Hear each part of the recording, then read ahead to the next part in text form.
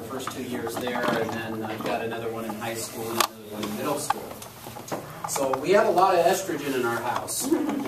So one of the things I don't mind talking about tonight is some of the social issues I brought up pretty aggressively in the campaign, and I think they're very applicable. As I'm walking in today, I'm walking by the newspaper stand, and I see, you know, a marriage ban is overturned.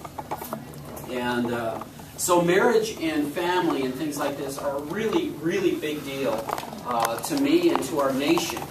And I like to often bring up the point that, you know, if you look at a young man today, the number one determinant whether that young man will be have interaction with law enforcement, what his economic prospects are going to be, what his education level will be, is whether a father's in the home or not. It is not what bill was passed in Washington. It's whether a dad was there. And notice it doesn't even say whether it's a good dad in the home. It didn't say, oh, you got to be a great father. I have not been a great father. There's all kinds of things I've done wrong as a father. But you know what? The rock in my family is my wife. So, let me get into a little bit of a bio of who I am. I'm a high-tech executive. I work in the semiconductor business. I just got a patent last week. I've created my teams, and yes, it is teams. Nobody does this on their own anymore. Have created over $1 billion of market capitalization in the last 10 years in 3 successive startup companies that we've gone into. And one of the reasons I decided to run was precisely because my daughters don't have a very bright economic future in this nation anymore. The problems that we face today are not of a business cycle nature.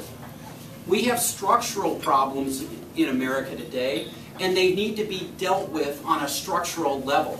That's why a lot of times when people go, oh, we're going to dump a bunch of stimulus money into a structural problem, all that the equivalent of that is like giving drugs to a drug addict. And that's exactly what Obama has done to our economy. So if you pour enough stimulus and go into debt even further, yeah, you will stabilize the economy a little, but you haven't fixed the underlying structural problems. We still need to get to rehab as a country, and we haven't done that, or we haven't even begun the process of it. That's what's even worse. And so what I want to do as a candidate is I want to bring education into our electorate, into the other candidates. I am an engineer. I'm an electrical engineer. I was one of the top, well, I was the top math student in the state of Washington during my high school year. And Jerry McDonald is also in Bath Petition, the guy I'm running against on the Democratic side. And I always like to say the difference between an engineer and a mathematician is I'm constrained by reality. So as an engineer, guess how many engineers are in Congress today? Does anybody want to hazard a guess? 2. No. 0. 0 is the answer. There are no engineers. Whether it's civil engineering, mechanical engineering, or like me, an electrical engineer, there are no engineers in Congress today. There are no engineers in the Senate today. Out of 535, there is 0. And there's only, in fact, 1 scientist among those 535. Now you wonder why our government doesn't have a space program where we can send humans into space anymore in the United States. It is absolutely a tragedy what we've done to this country. So, as an engineer and as a marketing executive, I have a very, very purposeful plan when I go to Congress, and that's to educate, educate, educate. So if you read my website today, I probably have a website that's probably got 100 times more information than a typical politician on it. It's just the nature of who I am and what I do, and I can't help myself. But we have to educate people. So one of the things, before we get more into economics, and there are a lot of solutions to the job problems, but I want to talk social issues because a lot of times they're given short shrift.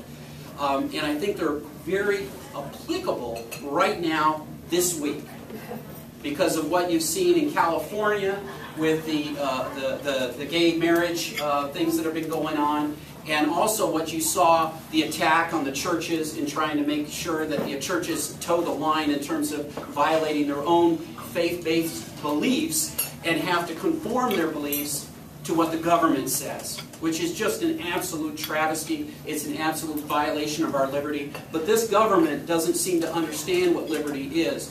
Between SOPA and the NDAA Act and Obamacare, which requires to purchase products that you may not indeed want, the violations of liberty that have gone on under this government are really, really abominable. And we need men and women to stand up for liberty. For 235 years in this country, we've had young men and women go to war after the Declaration of Independence, when a bunch of rich business guys got together and pledged their lives, their honor, their fortunes to make this country free.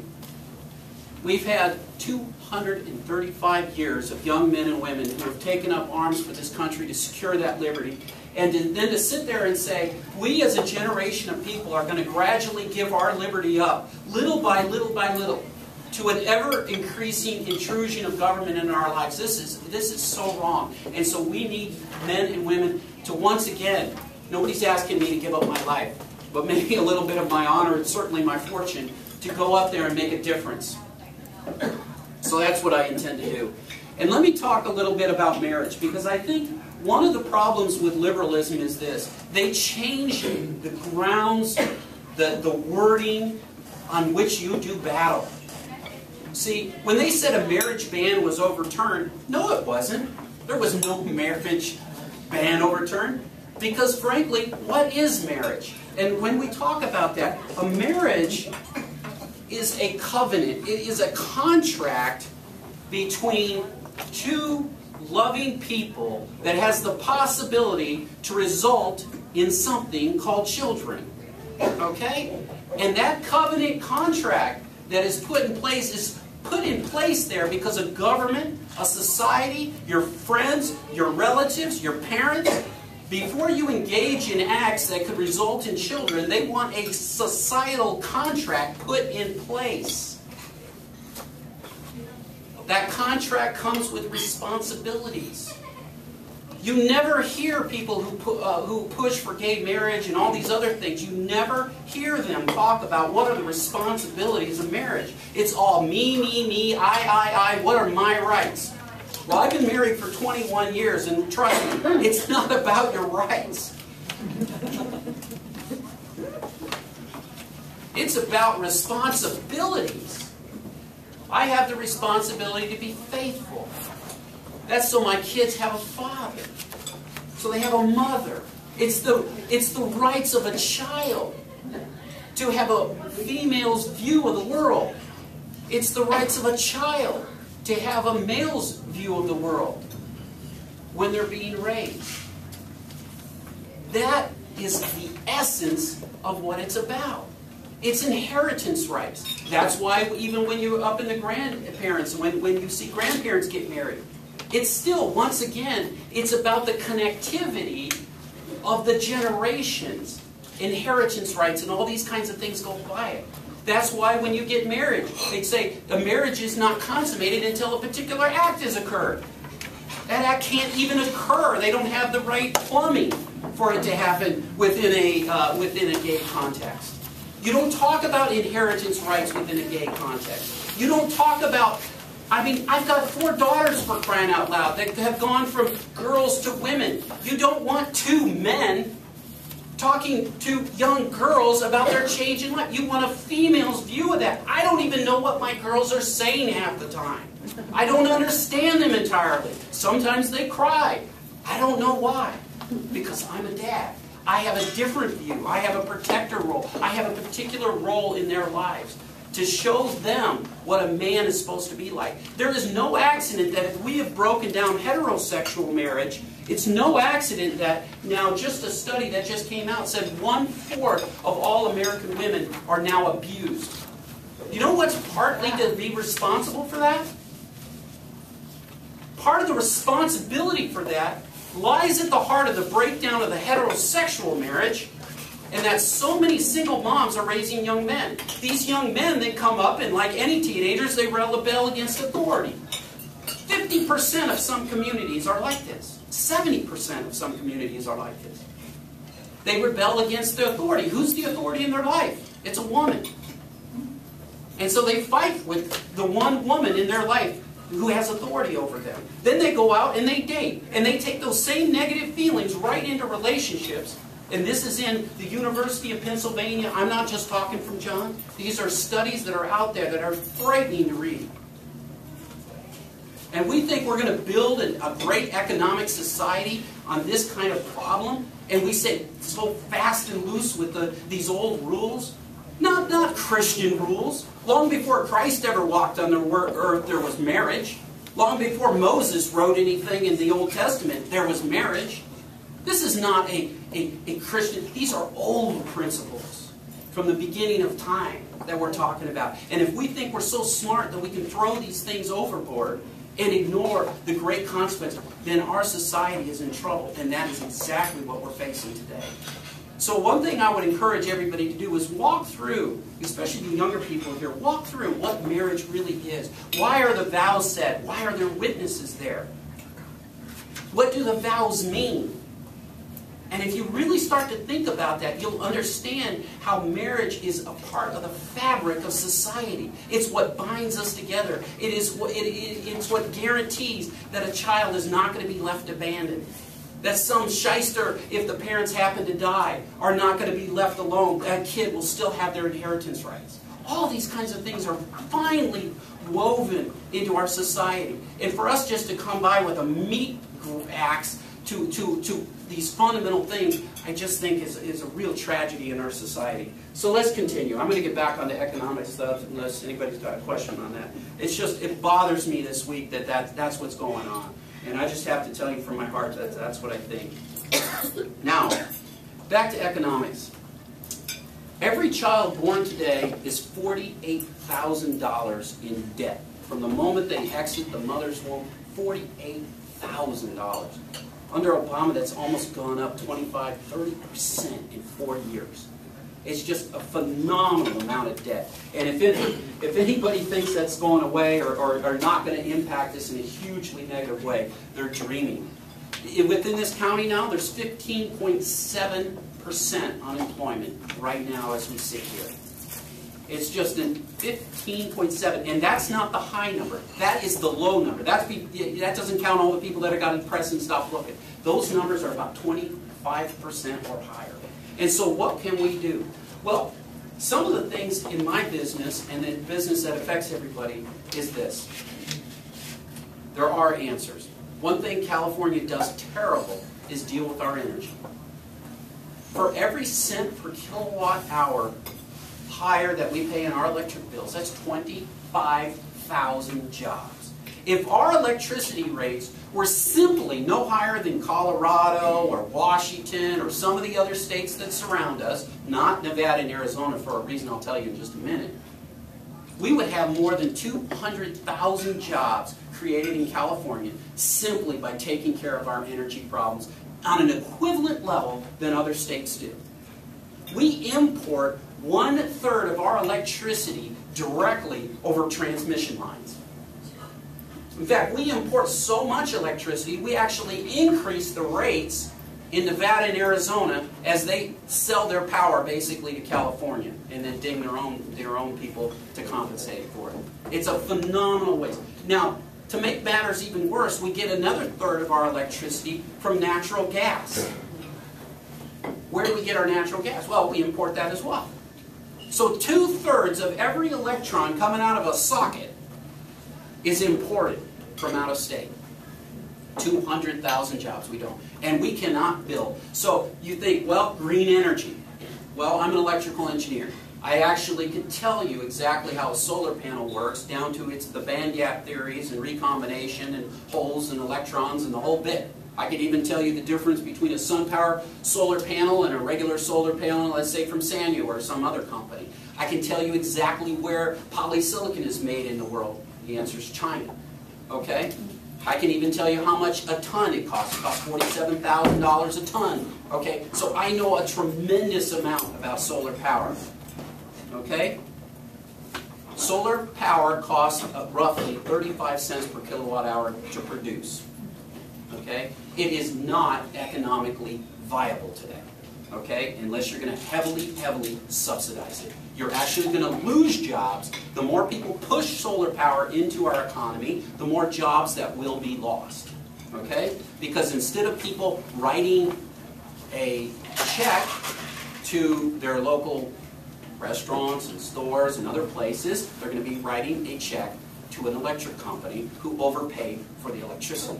That's what happens. Jobs are lost. That's the way an economy works. It's not what John McDonald says the way an economy works. That's just the way it works. It's not personal opinion. It's fact.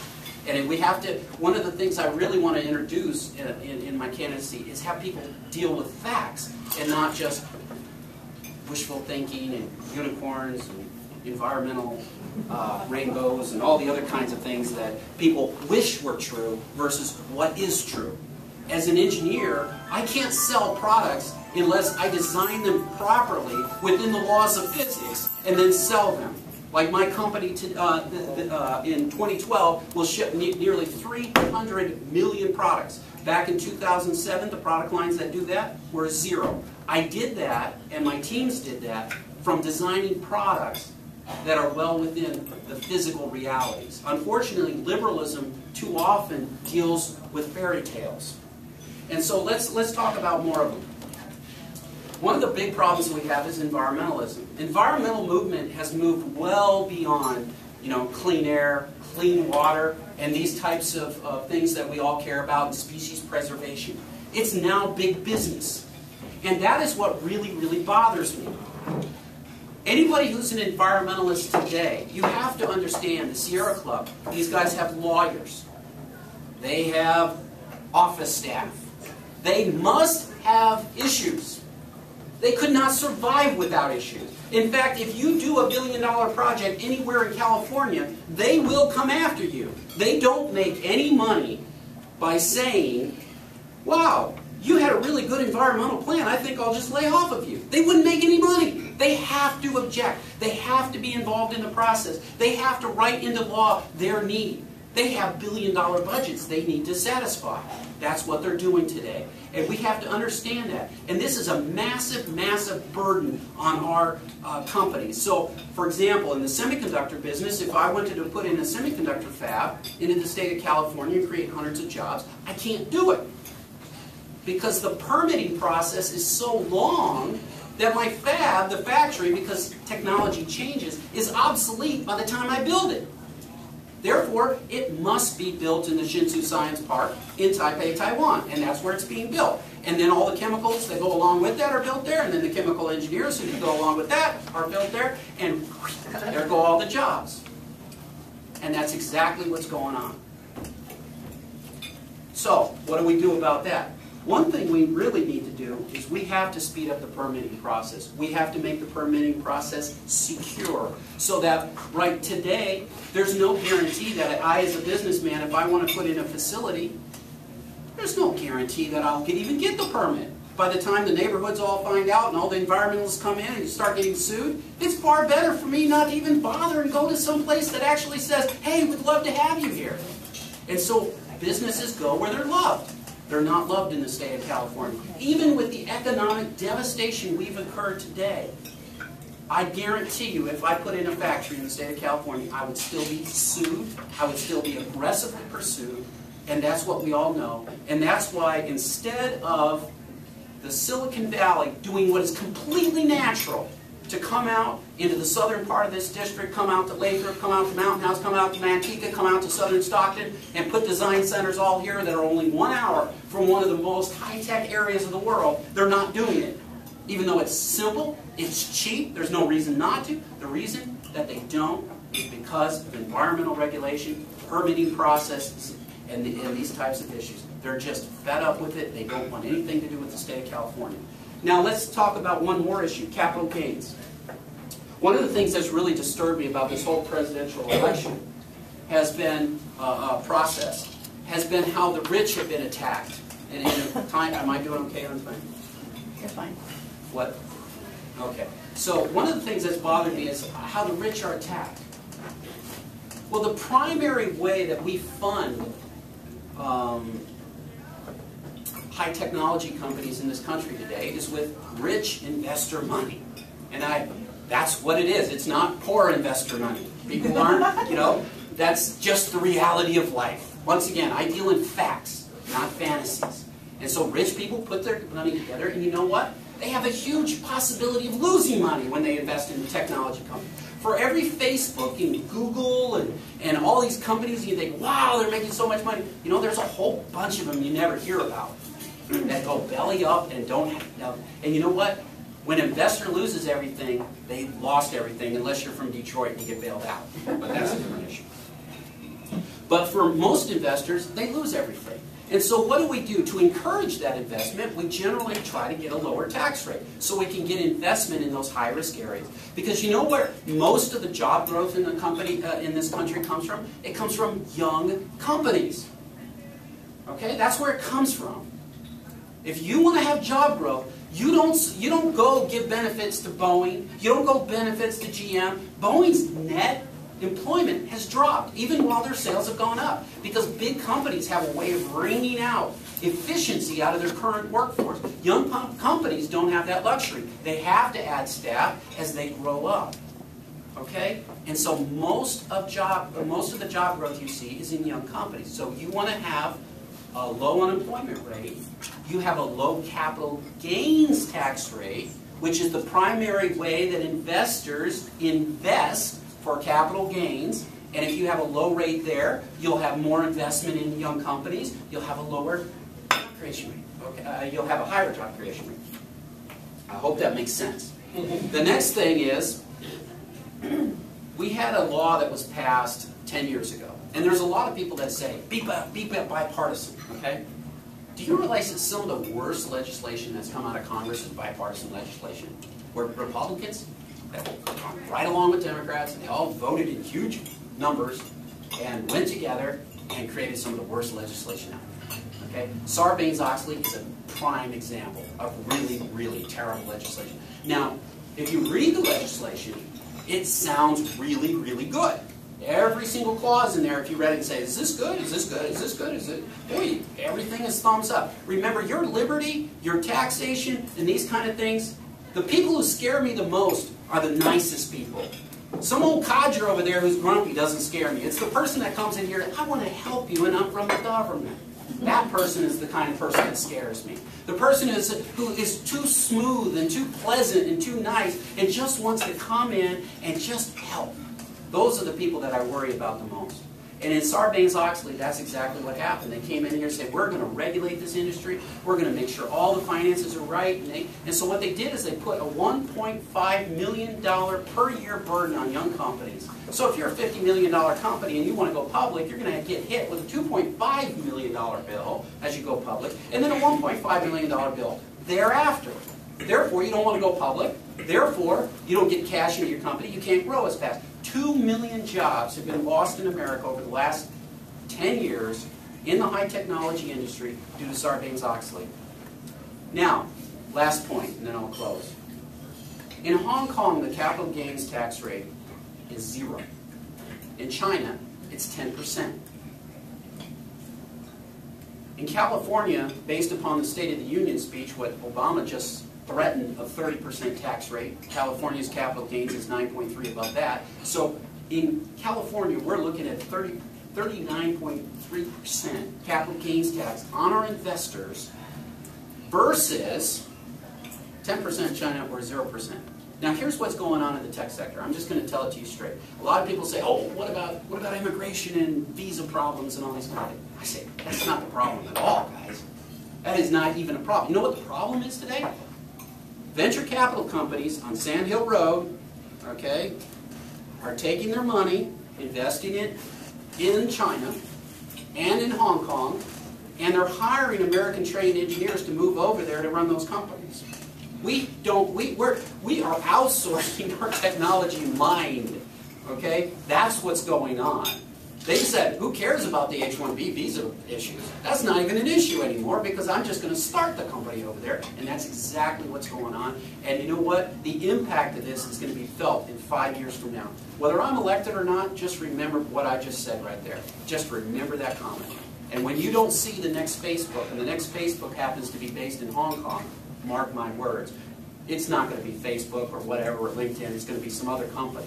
But those great companies are now going to be booming in Shanghai and those types of countries because we don't care enough. Obama, when he came out and said that, it scared the investor community. Even if what he says doesn't come true, remember, when an investor invests, I think 5 years ahead. When I put my dollars in, I think 10 years ahead. You can't keep taking my rates and going boom, boom, boom, boom, boom. You know what I'm going to do if I'm a prudent investor? I'm going to take the highest number that you said, even if it's not true today, and I'm going to extrapolate on that because that's the only prudent thing to do. So when you get the president out there, you know, keep threatening this and threatening that, it scares investors. And so those dollars start to flow away from people who are unstable. This is why stability, calmness, a steady hand at the wheel is so important in our economic future. Okay? And that concludes it. And I just appreciate your support, and we're moving forward and having a great time. Any questions?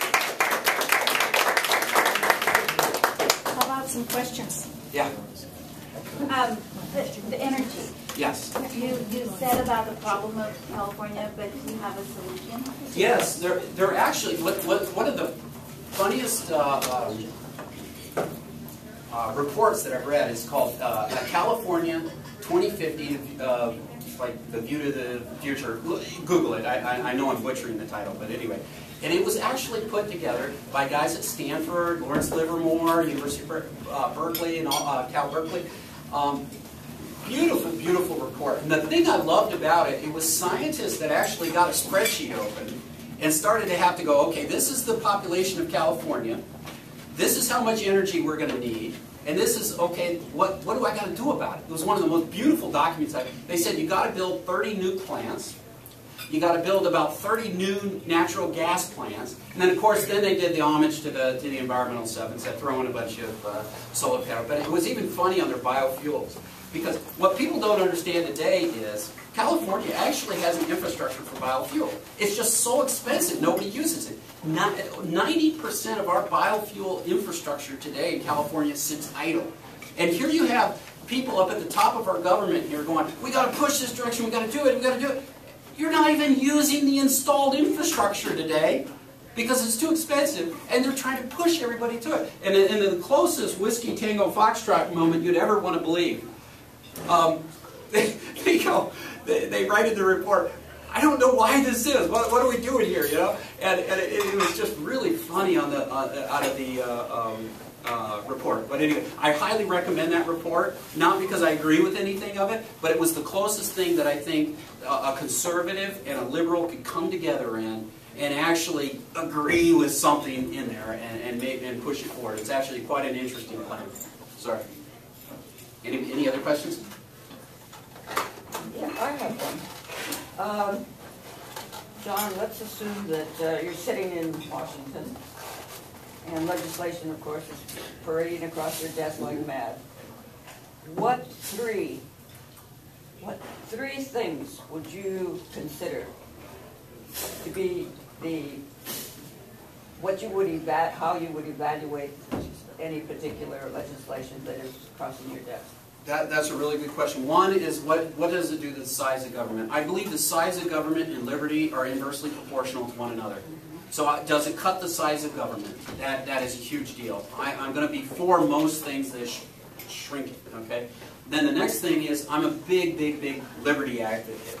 I believe in freedom for people to the extent that you can direct your life to do what you want. I am really against the nanny state or anything that says, you know, all these good, and most of them sound great, you know, do this, do that, and who wouldn't want to take care of your kids here? But you know what? The fact is it robs your freedom, it hinders the economy. So one of the things I look at is, how much of the nanny state can we get out of our lives and let people be people and let people do what they're going to do? So those are two. If I have to do a riparian three, I'm not sure. But those are really the big ones. I'm a big believer in life issues and things like that as well, and family issues. What can be in support of that? But I don't believe government is always. At least don't damage the family. Is probably a better way to put it.